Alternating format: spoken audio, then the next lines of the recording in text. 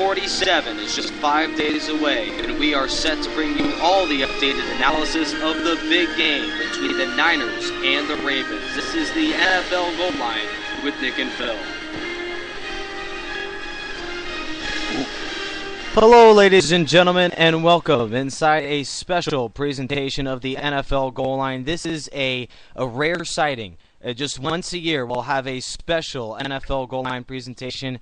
This is Nick Rice alongside Phil Nunziata, commentating live here on Spreaker.com's National Sports. NFL Goal Line is kicking off, and we are 5 days away from the Super Bowl. A very interesting game, a lot of headlines, and we will get to all of the updated headlines throughout this entire hour of the NFL Goal Line. This is just a special presentation. We hope to have Cameron Sadeghi on at around 7:30 here on the NFL Goal Line. Stay tuned for him. He's a very insightful NFL analysis, and he will bring you a lot of interesting topics. We also are whipping around other things around the National Football League, and also hopefully we'll have the commissioner here of the national sports team, that is Robert Dieters, hopefully at the last portion of our broadcast. NFL Goal Line kicks off, and just 5 days away, we are setting up for the big game on February 3rd between the San Francisco 49ers and the Baltimore Ravens. Phil Nunziata alongside Nick Rice here. And Phil, opening thoughts on the big game in just a couple days. Well, my opening thoughts for this game is it's going. The best part about it is the brother versus brother aspect. I remember explaining to my dad, who isn't much of a football fan, as I was watching the conference championship games, that if these two particular teams wins, that they'd be brother versus brother in the Super Bowl. That's something that we've never had, and it's probably something that we'll never have again. So, first thought, how interesting is that to have something like that? On top of the game itself, they had a joint press conference at Media Day, the first and probably last time we'll ever see that between opposing head coaches. But I think that's why these two teams in the Super Bowl are so refreshing and new, because it adds aspects off the field as well. And it is a very interesting game. Baltimore Ravens, 10-6 on the season, had a very valiant ride into the Super Bowl. Same with the San Francisco 49ers with an 11-4-1 record. As for Baltimore, they had an early flux following a 9-3 run. They lose 4 of their final 5 games, and in one of their losses during that losing streak to the Washington Redskins, the following day, John Harbaugh making a very interesting decision to let go of Cam Cameron as the offensive coordinator. They bring in a guy that was formerly a Colts head coach that led one of the worst teams in the NFL, the post-Manning era. The Colts went 2-14 with Caldwell under the helm. Very head-scratching decision to bring him as the offensive coordinator. And despite early struggles, he has done wonders for this offense. Now this is a top 5 elite offense in the playoffs right now. A very interesting turnaround for this team, but not really outdone by the San Francisco 49ers. Similar story there. Midway through the season, Alex Smith, following a Week 8 scramble, is injured against the Rams' own, I think it was one of their linebackers injuring Alex Smith. He was out for just a couple weeks with a concussion, but would never see the field again for the remainder of the year. And we'll get into the Alex Smith topic later on in the broadcast here as well. But the San Francisco 49ers played 10 games with an unknown Colin Kaepernick, a second-round pick from the University of Nevada, and in his second year has led the Niners, who are traditionally one of the more powerful offenses in the league. A lot of people could argue that this is the best offensive line in the league, probably top 2 or 3 running games in the league, and the Niners are one of the top passing games in the league due to just this quarterback, his ability to run with the football and throw it. And his arm has really been impressive as well, but his ability to be a dual threat has really been the key for the Niners making it so far. And the big headline in the playoffs was against the Atlanta Falcons. He ran for literally almost 2 football fields, 181 yards on the ground following that read option. And then the very next week, he does the exact opposite. Just one trip away from the Super Bowl, he hands the ball off a lot on that option. And that was the key for the Niners. You never know heading into this game. The scary thing about Baltimore, Phil, is that you don't know what you're getting from this offense. The defense, you know, they're bringing the heat, and they have the secondary to contend against guys like Torrey Smith and Anquan Bolden. The offense is a different story. Will they hand it off just on a traditional formation? Will they air it out in this game, or will they hand it off in a read option situation, either to Kaepernick or to their rookie James, or to Frank Gore? There's a lot of options, and the Niners look to be a very dangerous team in New Orleans. Well, the thing with both these teams, they're very different, but they're also very similar. I think to sum up the beginning of your opening statement, both these teams made a, let's call it, questionable decision in the beginning, or the middle of the year, we should say, and it paid off, and it paid dividends for both of them, and they can both look back at that moment, Kaepernick coming in or Baltimore changing their offensive coordinator. You look at both those situations as something that just paid off and has carried them to this point. And I don't know the statistics necessarily, but that read option, pistol formation, whatever you want to call it, it's something that hasn't fully been figured out yet. Not many people, we've had the Wildcat fad, we've had fads offensively and defensively in the NFL many times, and they usually fizzle out, and that team doesn't succeed. They can't hang their hat on it. Years down the road, can the Niners hang their hat on the pistol? I guess we'll find out. But the interesting thing about it, I'll throw some stat guys at you here for a minute. Kaepernick has ran the ball 53 times since becoming a starter. He has been contacted only 6 times. Here's a guy that they're letting run in the open field, and he's not getting hit. They don't have to worry about their franchise quarterback taking the hit, because he rarely does, but they're still able to get him in the open field, in the run game, in the pass game. Kaepernick is playing smart, and he's playing deadly.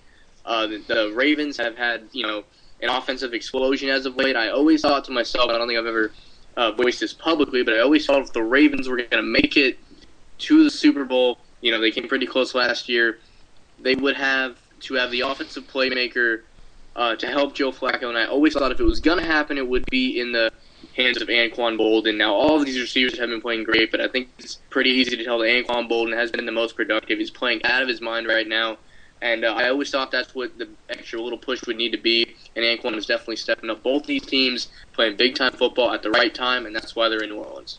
And over the past 5 or 10 years, that's been the key for every team. The fact that they can elevate their play in the playoffs. Both the Niners and the Ravens just seem to be different teams. You mentioned that Kaepernick, a mid-season just upbringing, and the fact that he's been contacted. I haven't heard of that stat, but a very interesting stat.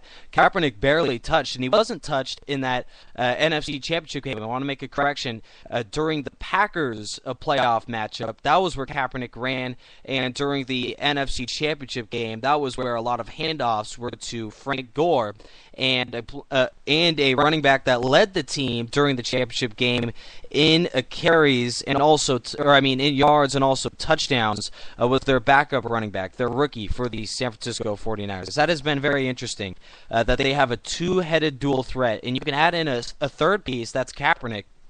And this team has really revitalized the running game. Baltimore, on the other hand, very similar case on defense. A lot of NFL analysts were ridiculing this team for having a similar end to the regular season like the Cardinals did in 2008, where they start the year red hot, they win the division on a big win, and clinch that spot in the playoffs. After that mark, they lose on a very head-scratching skid where the Ravens just did not look to be the same team.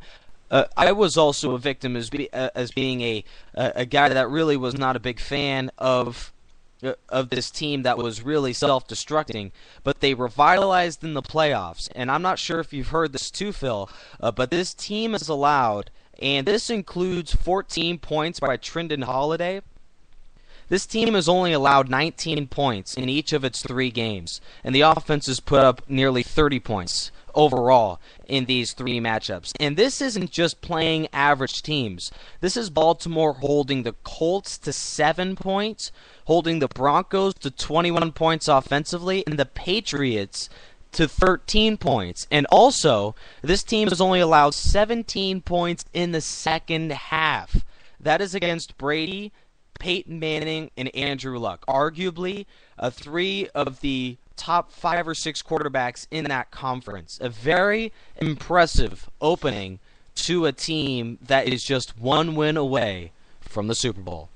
Well, it's been said time and time again that defense wins championships, and stats like that is what proves it. Both these teams, while their offense was getting where they needed to be as far as efficiency goes, the defense definitely held them up. Obviously, Baltimore, Ray Lewis, we all know the story there. He's more than likely going to retire after this year. There's a talk on Super Bowl media today that Ed Reed is saying that he would attempt to talk him into coming back if they won another Super Bowl. That's nor here nor there. I think we all know that he is leaving, so they have the emotion of that going on.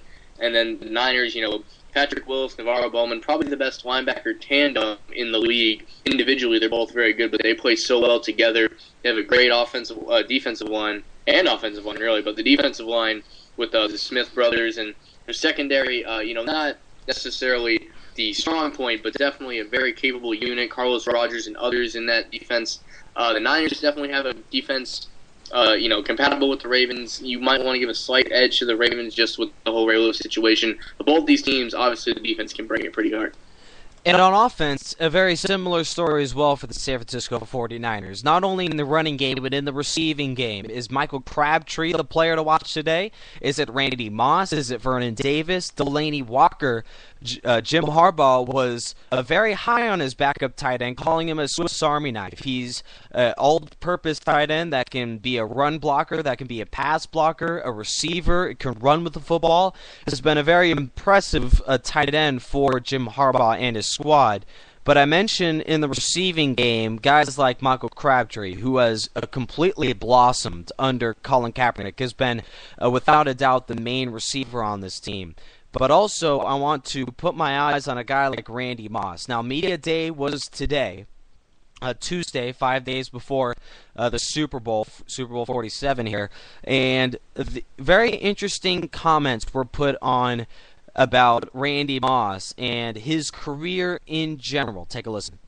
I don't really think to be the greatest receiver ever. I think now that I'm older, I do think I'm the greatest receiver to ever do it. I don't think numbers stand because there's, you talk about this and this. I think that this year has been a down year for me statistically. The year before I retired was a down year, and then in Oakland was a down year. So I don't really live on numbers. I really live on impact and what you're able to do out on that field. So I really do think that I'm the greatest receiver to ever play this game. Very interesting comments were put on about Randy Moss. Now, we're not going into career statistics too much on this show, but just a real quick ponder back. The media, for lack of a better word, is going to completely gobble up Randy Moss for that kind of a comment. Now, obviously, this will spark some headlines, especially the day of the big game. Cameras will be on Randy Moss more than ever before, but is that even a logical statement? Now, I see the Niners heading into New Orleans very professional, very casual, very laid back. This is just a business trip kind of mentality, a Belichick type of, keep your mouths closed. We are just set for football. This is a business trip primarily. And to have comments like that, just a distraction that is practically unnecessary for this team. What are your thoughts on Randy Moss really putting the attention to himself more than I really expected any of this Niners squad to be doing, especially after such a great playoff run? Well, I have no problem believing that Randy Moss believes he's the best receiver of all time. I don't think anybody will ever say that Randy Moss doesn't have confidence in himself and his ability. Obviously, he said, I don't look at stats to vitalize my career. It's a good thing you don't, because if you did, it'd be obvious that you're not the best receiver of all time. That's clearly Jerry Rice. I don't care what team you cheer for. Jerry Rice is the best receiver of all time. Don't call him another answer. We're not going to take your call. It's obviously Jerry Rice. We all know this. Statistics, non-statistics. One thing I will say about Randy Moss, he might be the most physically gifted wide receiver we've ever seen. To me, it's always been between him and Chris Carter, and for a while they were on the same team, and that was just an amazing team to watch. But I always felt had Randy Moss played 100% his entire career, he might be able to make that statement and it be correct. But he mentioned his years in Oakland, his half year with the Titans. He played on 3 teams in the same season, only had 5 touchdowns between the 3 teams. That was just an awkward year for anyone trying to keep up with Randy Moss's career. But overall, I can understand him being a little upset with his role. But at the same time, he kind of knew what he was getting into when he accepted being signed by the Niners. He knew he wasn't going to be the standout guy, and he seemed relatively okay with it through the course of the season. And now that you're here in New Orleans in the Super Bowl, you're going to start talking like this. It really makes. I think the Niners are professional enough that it's not really going to be that much of a distraction. But why even throw anything out there, especially on media day where everything's blown up tenfold? It was just not a good move. I mean, Randy Moss said some dumb things in the past, and that's fine, but never on this stage. When he didn't get away with saying things like that playing in New England in the Super Bowl. So, honestly, I think it was just a bad move overall. If you think that, that's fine. I don't think anybody doesn't think that you do think that you're the best ever. But to bring it up now, not a good move, Moss. Yeah, Jerry Rice, unquestionably the best receiver in the game, and to only have 5 catches during that very strange scenario there for this Randy Moss player here, and now his season is coming to an end, his career is coming to an end, and to have this kind of a remark, very regrettable end where Randy Moss is nearing retirement here, and also undoubtedly, as Phil mentioned, Jerry Rice by far and away is the best receiver in the game. The other question is to Randy Moss why he hasn't racked up more Super Bowl wins. This is just his first time being in the big game outside of the loss against the Giants in 2007. Randy Moss has been 0-1 in the Super Bowl, and potentially after that comment could be risking another offer in the Super Bowl. We'll have to wait and see. Niners and the Ravens set to kick off in less than 5 days now. It is a battle between the Harbaugh coaches. We'll be more in depth on this situation, and Cameron Sadeghi set to join us on the other side of the break. Stay tuned after a quick 30-second timeout. This is the NFL Goal Line with Nick and Phil. Both John Harbaugh and Jim Harbaugh face off with the winner, determining the greatest team in the NFL, claiming the Lombardi Trophy. Who will win and why? The analysis of the Super Bowl coming up next on the NFL Goal Line. We mentioned both of these teams trying to make their way to winning the Super Bowl. Both of these franchises are undefeated in the big game. The Ravens 1-0 and the Niners 5-0 in the big game. Obviously, the Niners having a huge record to maintain. They have a 5-0 mark. No team has won more than 1 Super Bowl without a loss in their Super Bowl column. But part of the reason why the Niners this time are on their way to the Super Bowl, not a lot of people really put much emphasis on a quarterback that just a few months ago was their leader and their savior, and a head man under center that was within a few Kyle Williams fumbles away from making it to the big game last year. Obviously, the Niners making the big jump with Colin Kaepernick. But I've been impressed with his maturity off the field. Now, being a former player myself, I don't want to brag about my own personal career. It pales in the comparison of any of these players that are playing on Sundays. But being a man constantly on the sideline, I'm a player that was regarded just earlier in the year as the savior and the quarterback that will undoubtedly take your team to the Super Bowl. It's similar to an employee that takes your job due to some outside force, and when you come back, that job is not for you, and all the other employees rally around the player or the employee in this case, that replaced you. Similar situation here in the NFL with Alex Smith and Colin Kaepernick. I've been very impressed on the maturity of Alex Smith. It is not easy to stay on the bench knowing that you are a quarterback that can win on half the teams in the National Football League.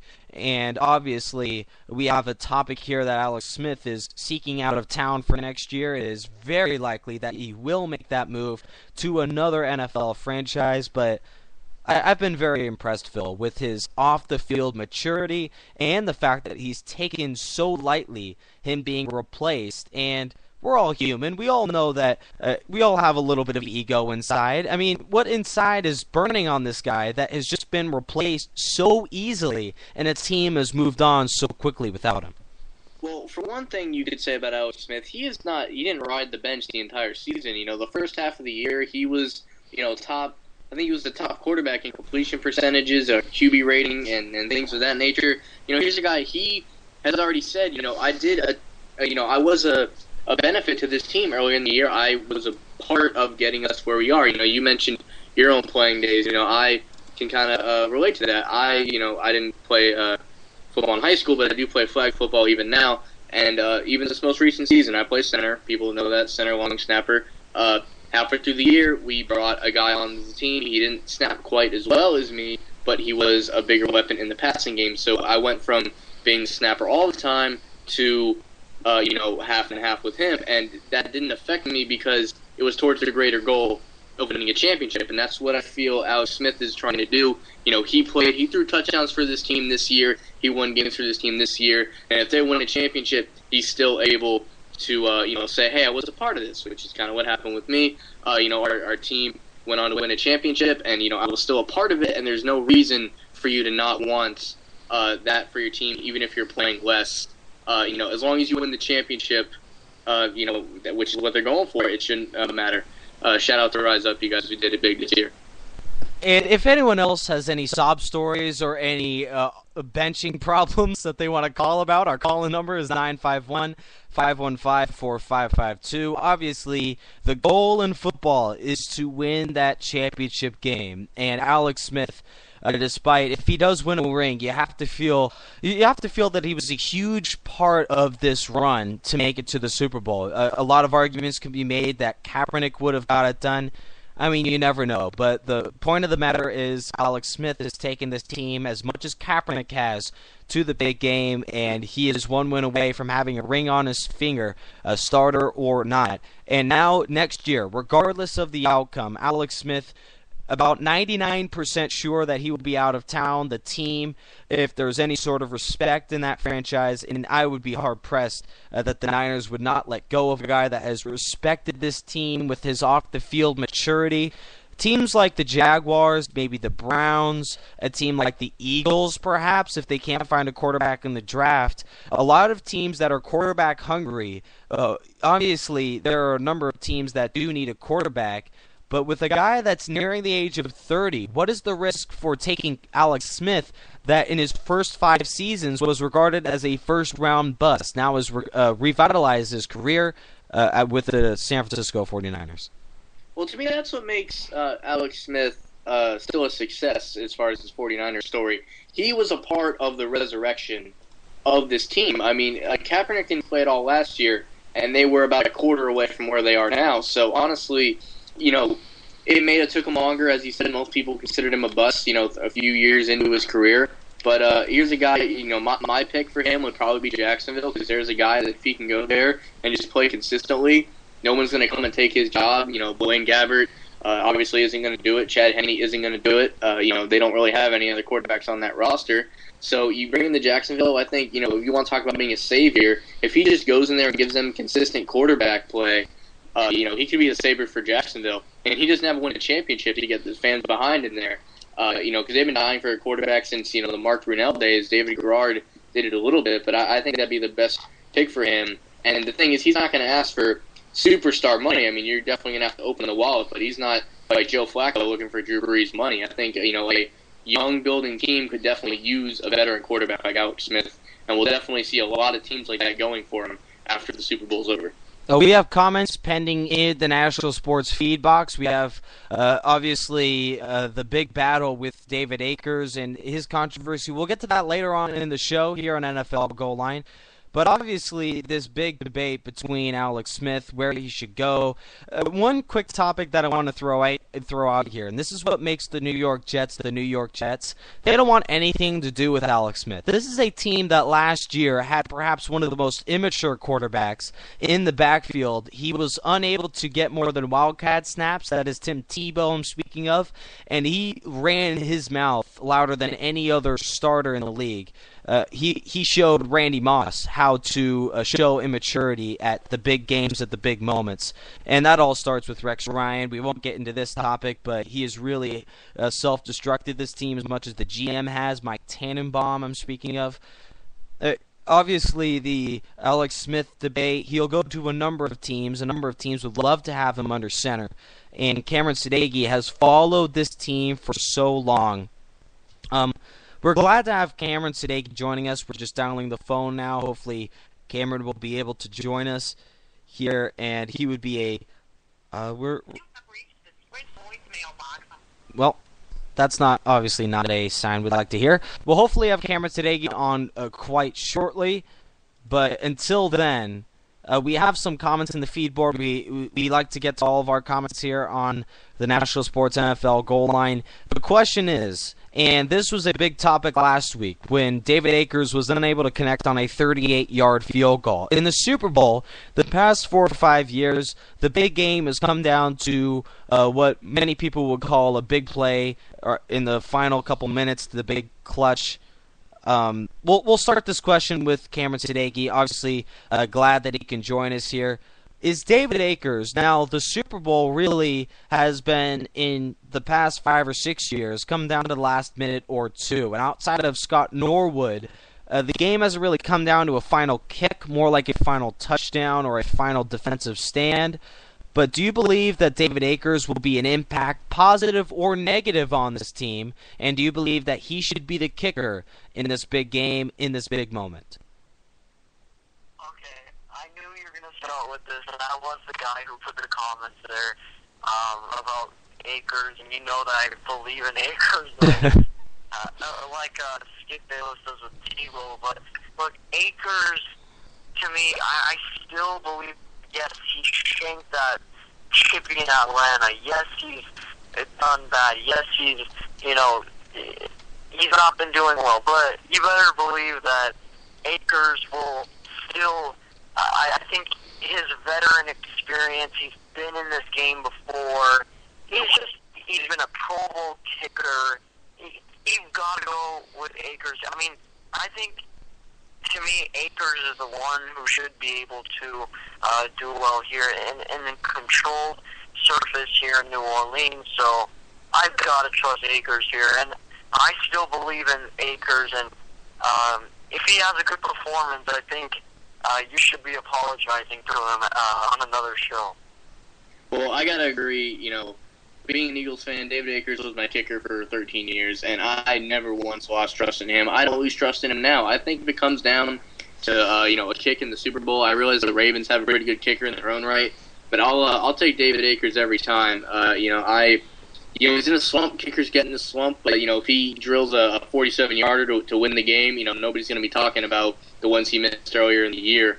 Extra fun fact here: this doesn't really apply to kicking, but David Akers leads all active NFL kickers in special teams tackles. Let's see if that comes in. Exactly. Nick, I tell you, he's such a good tackler, and everyone blasts me for saying that, but he's one of the toughest kickers in the NFL, and you need that mental toughness and that physical toughness in Akers, and I think he has both of those things.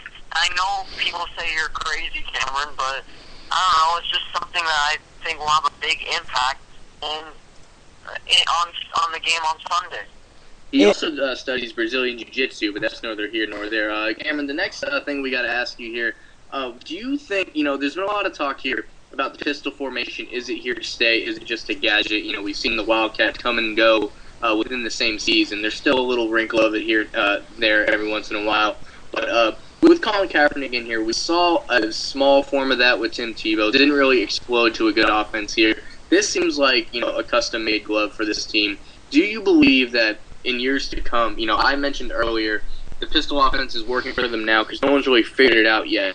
Obviously, it's not going to work every time. Defenses get smarter. They will learn to contain it a little bit more. But do you honestly believe that in years to come, I'm not just talking about the Super Bowl, it could win in the Super Bowl this year, but years to come, could the Niners effectively run a pistol offense and be successful season after season? I honestly don't know. We saw Tebow run the spread, and we've seen Russell Wilson, run the spread option as well. I just think, honestly, I think too soon to tell. I mean, everyone was jumping all over the place with Wildcat, and how everyone's talking about how Ronnie Brown is one of the greatest Wildcat runners, and then it soon became a fad. I mean, I don't really know. I think, to me, if there are more variations in the pistol, I think it could work. The problem, which I saw with the Wildcat, is that there weren't that many variations. I mean, there weren't that many different designs that you could run in that particular package that could surprise defenses, and I didn't really see that. And I think that may be the same thing with the pistol. And, I mean, look, I don't know, but for sure, but maybe, we'll have an offensive genius add some variations into that package, but for now, I don't know. Well, I mean, the heart and soul of that pistol is, of course, the read option. The people that don't know, with quarterback and running back, if the defensive end pulls in, and blitzes towards you, the quarterback keeps it, goes around the outside. If he stays at home, you hand the ball off. Very simple thing. But what makes it so interesting is, most of the time the defense reacts to what the offense is doing. It's one of the rare situations in football where the offense reacts to what the defense is doing. The way I always put it, talking about it, X's and O's with teammates of mine or whatnot, whatever the defense chooses, they're wrong. And I think that's a very interesting concept. I think that's why it's worked so well to this point, because whatever you do, the offense reacts to it.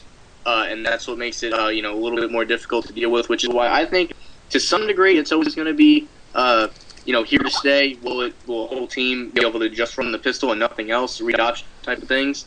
I don't know. I agree. It's a little too early to tell, but as of right now, it's definitely what they need to spark that offense with that new quarterback.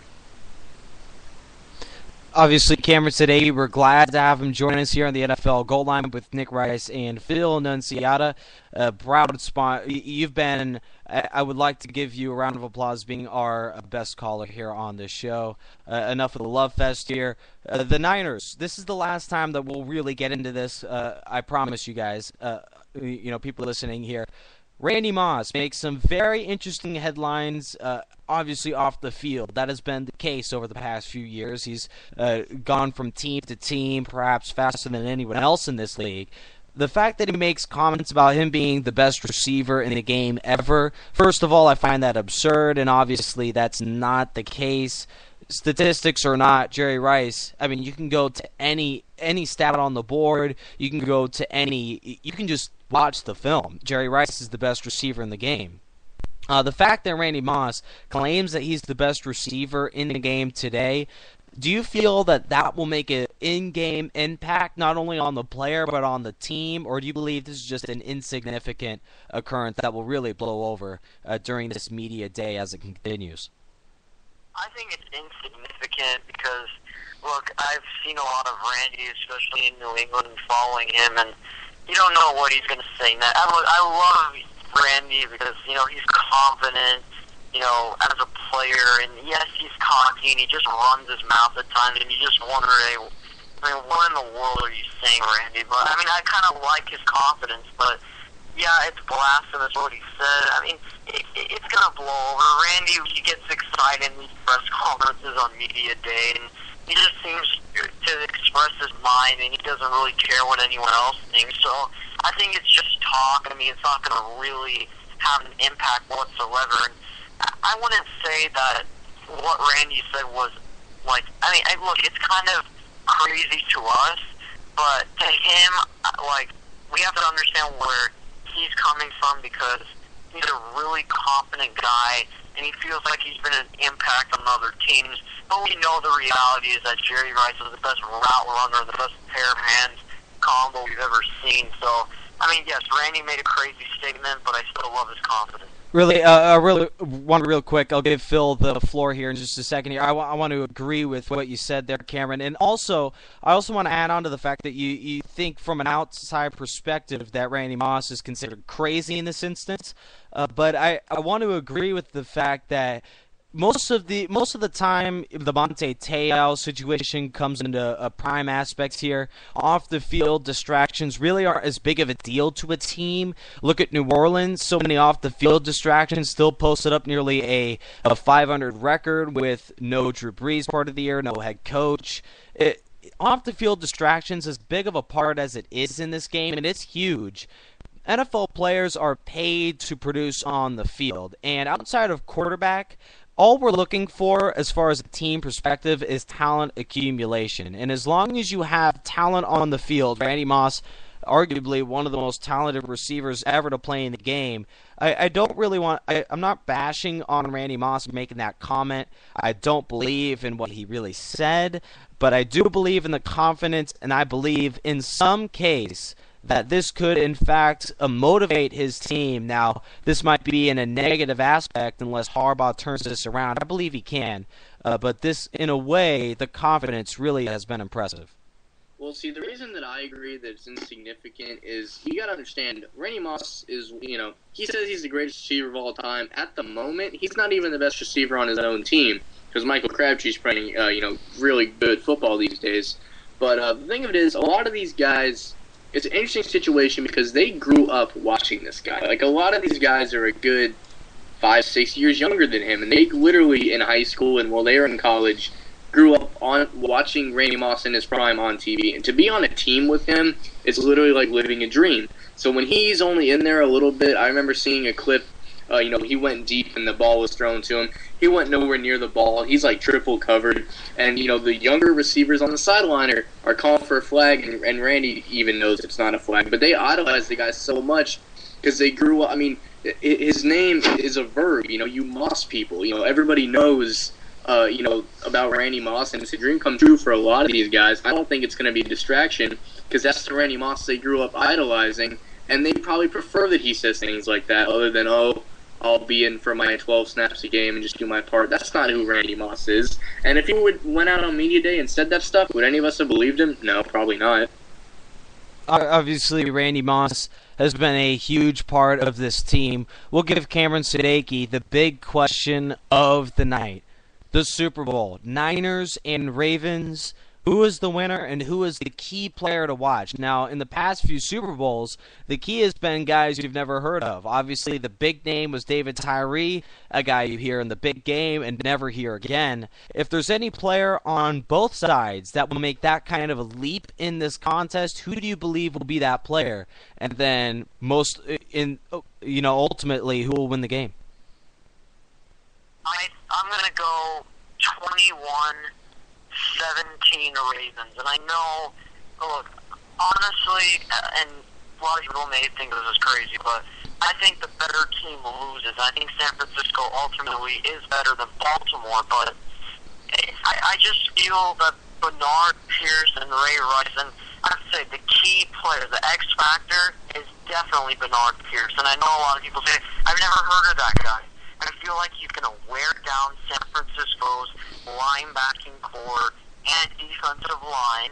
As we know, Justin Smith, he's kind of getting into the game. I don't want to say he's getting into game shape, but he's not maybe fully recovered. So I wouldn't be surprised if they would turn to Pierce to just simply wear down the Stevens. It's not going to be, he's going to get 25-yard chunks every carry, but he can get you maybe 4.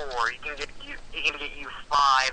He can at least make it harder for the defense and wear down the defensive line. I feel like Bernard Pierce also has been a little underappreciated in this offense because a lot of people are just talking about Ray Rice most of the time. And I like Ray Rice a lot, but the casual fans should know that Bernard Pierce will have a huge impact on Sunday. Cameron Sadeki, obviously a familiar guest here on the show. We are very glad to have him weekly, almost, on the NFL Goal Line. You have been our favorite caller onto the show. Nick Rice and Phil Nunziata, glad to have you join us here at the NFL Goal Line on Spreaker.com. Thank you for joining us. He predicts the Baltimore Ravens winning 20-17, I believe, over the Niners. Yeah, interesting selection you have there, Cameron, and obviously Bernard Pierce being the player to watch in that matchup. Final thoughts, Cameron? Thanks. Did I say 20? I meant to say 21, but I don't know if that 1 point's going to make a huge deal. But thanks, I really appreciate it, and you guys have had a great year on Spreaker.com. Thank you. NFL Goal Line rolls on here. Cameron Sadeghi, glad to have him join us here on the NFL Goal Line, predicting a 21-17 outcome.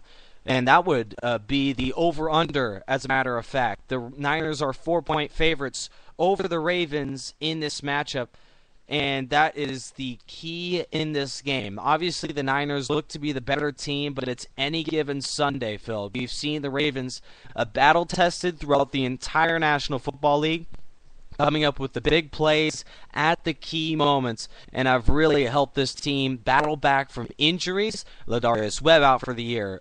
Obviously, Haloti Ngata, big impact in the middle. He missed a key time.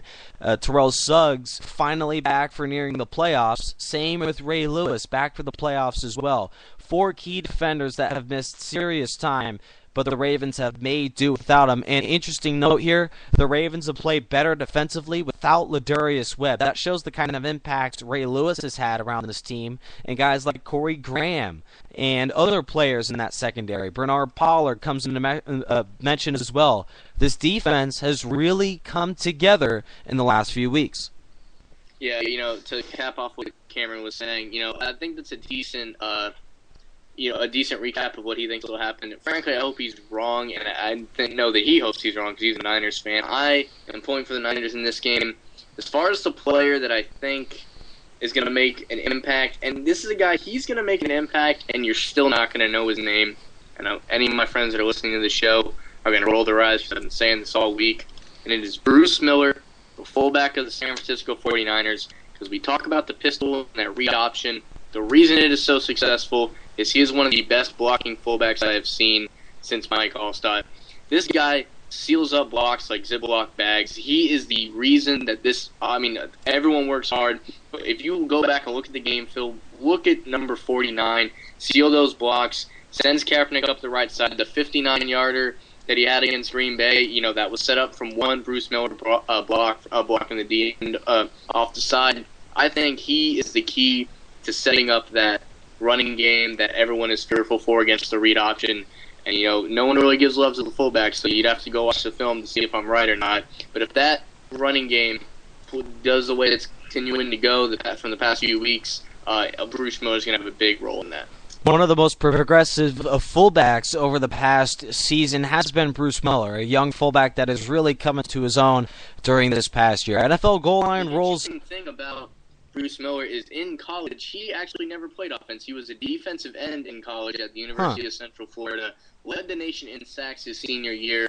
Harbaugh brings him to San Francisco, switched him to offense, makes him a fullback. Good call. Very interesting. Didn't know that. Obviously, NFL Goal Line rolls on. We'll have up-to-date predictions and our game balls for a special concept of the NFL. We'll bring all this and more to you on the NFL Goal Line. Explanation of what I just said and perhaps may have confused you guys after the 30-second break. Stay tuned. Welcome back to the NFL Goal Line, ladies and gentlemen. This is Nick Bryce alongside Phil Nunziata live, and we are just days away from the big game between the Ravens and the Niners. And what has really been a punishment for these teams, or for these players of these big-time teams that have made it to the big game, is they are unable to participate in the Pro Bowl, which is the yearly celebration of the big-time players that make their way into regarded as the best players, best couple of players at their position in the league for that year. And it really shows not only the NFL in this case, I don't believe has really handled the Pro Bowl as well as I believe they should have. They moved it from the week before the Super Bowl, or after the Super Bowl, to the week before the Super Bowl. They move it to a 2-week span between the conference championship game and the Super Bowl. I like that call, but the fact that you disregard the players that are going to the Super Bowl, they can't participate in this, it's a thrill to the players to be able to go to Hawaii, to be able to participate in this game, and really just have fun playing what you love to play, what you get paid for, which is playing football, and also benefits to the families of these players. They're able to have a glorified vacation in Hawaii in an instance. And it also is it's just another game for the fans to see as well. It makes the NFL so great that this Pro Bowl attracts so much viewership. It's been a little bit reduced in the past few years, and Roger Goodell has really made more than his fair share of comments on that. But the Pro Bowl, the fact that it's a week before the Super Bowl has really scratched my head. I don't know if you agree with that, Phil. Yeah, I really don't like that. The way I always, grew up with it being anyway, you watch the Super Bowl, then you have the Pro Bowl the week after is kind of the, one last hurrah. Thank you guys for, watching the entire season pretty much. And I think it always sent, let's say you're, example, Eagles fan here, 4 straight years losing in the conference championship.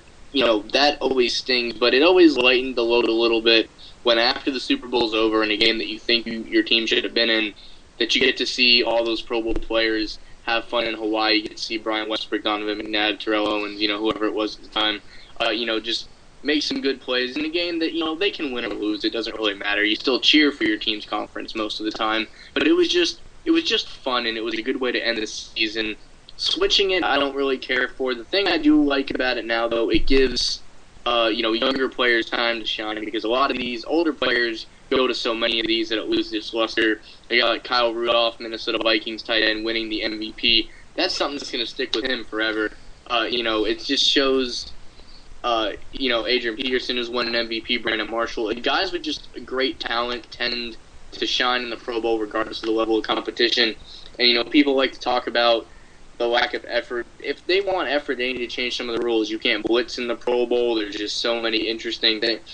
But back to the original point, it's just fun. J.J. Watt wound up at wide receiver for 3 snaps during this game. They didn't throw to him. Actually, they threw to him once and ended up getting intercepted. But it's just fun. They like doing wacky things like that to make the fans enjoy it. And honestly, it should be the grand finale of the year because it's nothing but fun. And in the end, it's a game, and that's what we all want from it. It's fun for the players, but in some cases for the fans, why is J.J. Watt lining up at wide receiver? Now, obviously, he's a very talented guy, and if they have anyone out at wide receiver, it'd be him, a former defensive lineman that really creates plays at that position as well.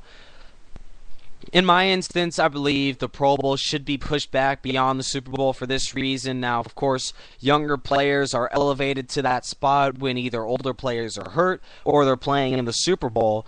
But a lesser-known fact, before the Super Bowl, or the Pro Bowl was moved to the week before the Super Bowl, or the week before the Super Bowl, confusing myself here, there were only 10, it was either 10 or 11 players that opted out of the Pro Bowl for that year. This year, 33 players have opted out of the Pro Bowl. Obviously, 9 go to the Niners, and then I believe another 5 or 6 or so to the Ravens side. Obviously, a big chunk is to the players that are going to the Super Bowl. But it's just the fact that after a long year, the team or the players have to, especially the conference championship game losers in this case, they have 1 week to turn around, make that transition, travel to Hawaii, and play in a pointless game. That means nothing to their football team. Now, obviously the Pro Bowl, it's nice to have before the Super Bowl. It gives the fans some sort of distraction because the 2-week long analysis of the Super Bowl is unnecessary. It's just unnecessary, I believe. But the fact of the matter is, the Pro Bowl is really creating more of these younger players that come up to the Pro Bowl style game. If the game is before the Super Bowl versus after, where players have 2 weeks or more to rest before that big game, and it's just kind of a one last hurrah, as Phil mentioned, before they call it quits for this coming year. The Ravens and the Niners. The big question of the night, Phil. You touched on this just a bit earlier. Your prediction for the big player of the game, but what do you believe the final score and the final outcome of this game is between the Niners and the Ravens? I'm going to go all out and say that the Niners do pull this off. It's who often there's a team you want to win and the team that you think will win. As of right now, to me, they're the same team, which is the Niners. If I had to throw a score onto it now, I think both of these teams are offense eventually prevails. I think it's a relatively higher scoring game than people think it would be. I think it takes a while to pick up. I wouldn't be surprised if it's 7-10, 14-10 at halftime, and then really picks up in the second half. I want to say 24-28 Niners. I'll give them a little bit more points than Cameron did. I believe that the Ravens will shut them down a little bit more than that. Both Phil and I will agree that the Niners able to stop the Ravens' run for a Super Bowl title. In this case, the Niners win Lombardi number 6, a very decorated locker room back in San Francisco in the Bay Area there. I believe Baltimore gives such a strong fight, it'll come down to the final play or two. I believe that 95% of the people watching this game from the start will believe it'll come down to the final couple plays. It's been the case for the last 5 or 6 years.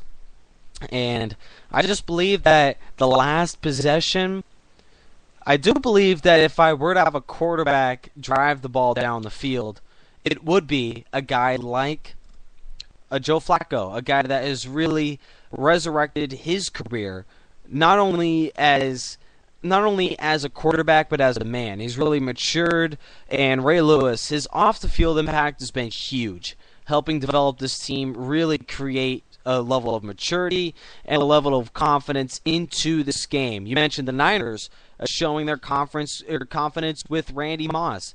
The Ravens coming into the Big Easy, very fashionable. Their press conference is it's very to the point, and it's just, we're here for a business trip. It's been the case by all the players. It's been the fact of all these guys that will be contributing for this Ravens team, and it should be a very exciting Super Bowl to watch. So we are here for one final, and obviously we are wrapping up here on the NFL goal line, wrapping up the NFL season. Our final game balls.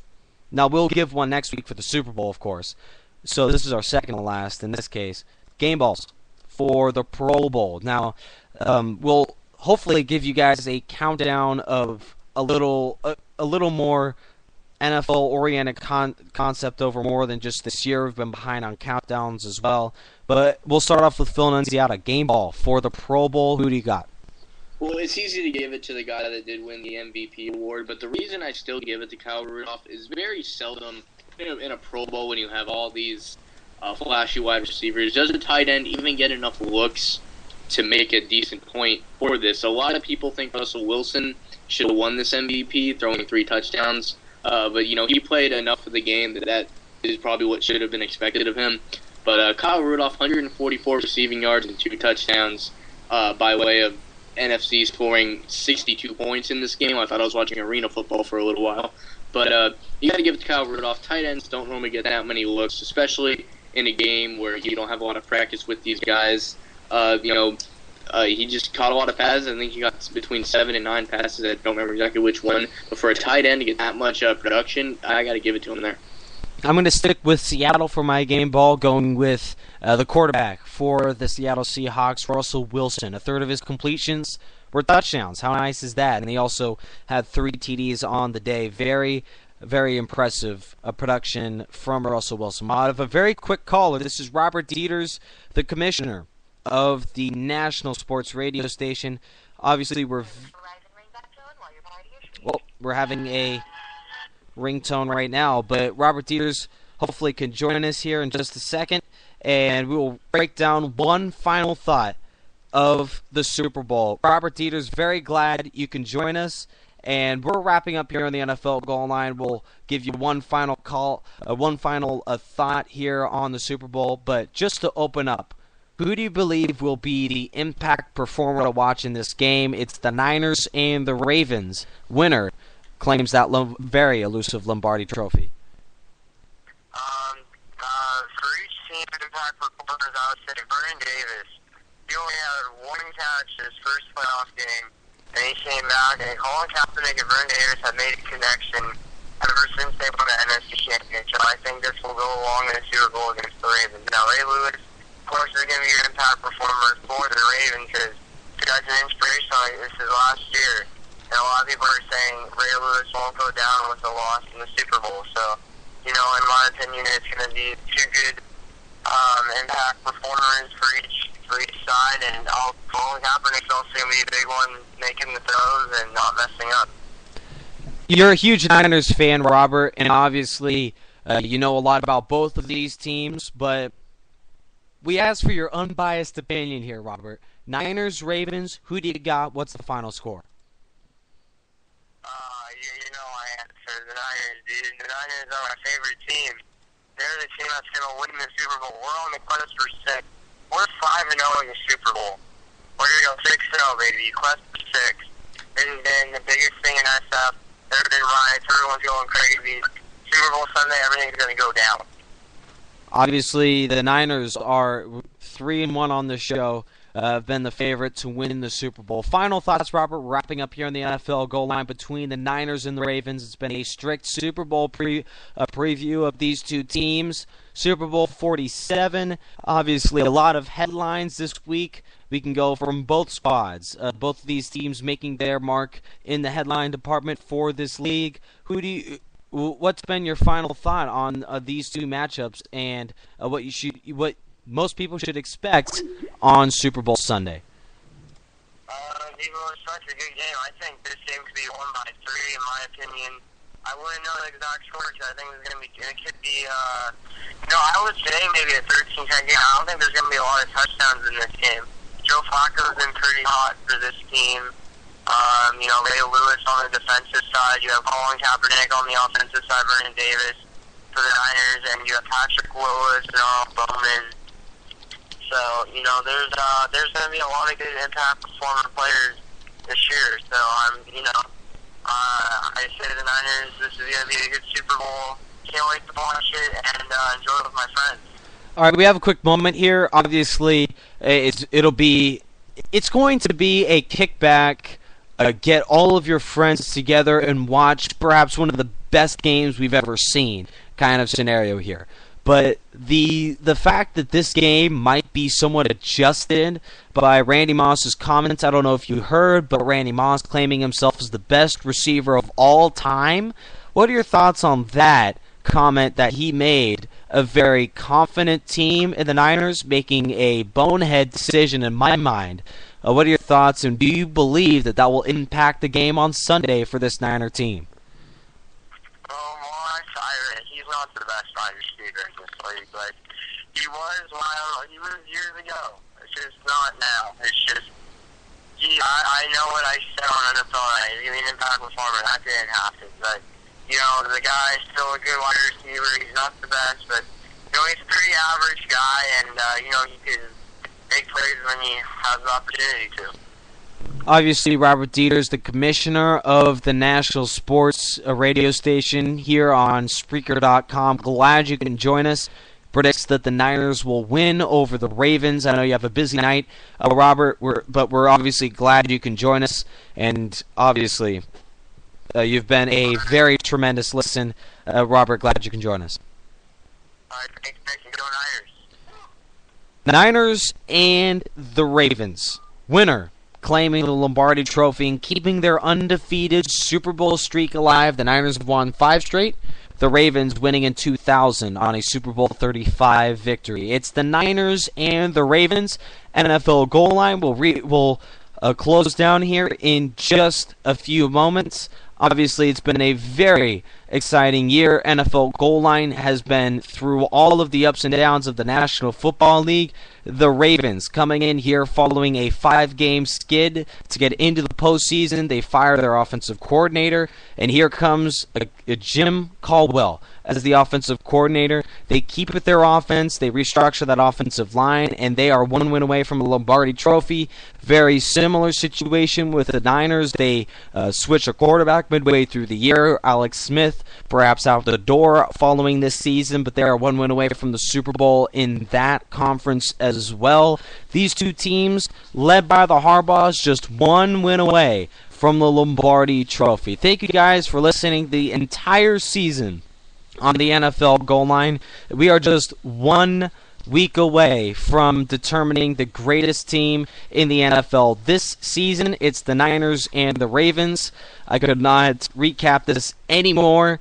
It is these two teams for the Lombardi Trophy. We leave you with a final theme song for the NFL goal line. Thank you guys for joining us this entire season, and we will see you next week. It'll be Tuesday night again for the NFL goal line. We will recap this ever-important game, kick back, get as many friends as possible, get your food, get your drinks, and kick back. It is 3 hours of perhaps the greatest football you have ever seen this season, the Ravens and the Niners, for the Lombardi Trophy. Nick Bryce and Phil Nunziata, along with Cameron Sadeghi and Robert Dieters on the call. We are set for the Super Bowl, signing off here on the NFL goal line. Thank you guys for listening. We'll see you next week, Tuesday night, 7 p.m. Pacific, 10 p.m. Eastern. Thank you guys for listening.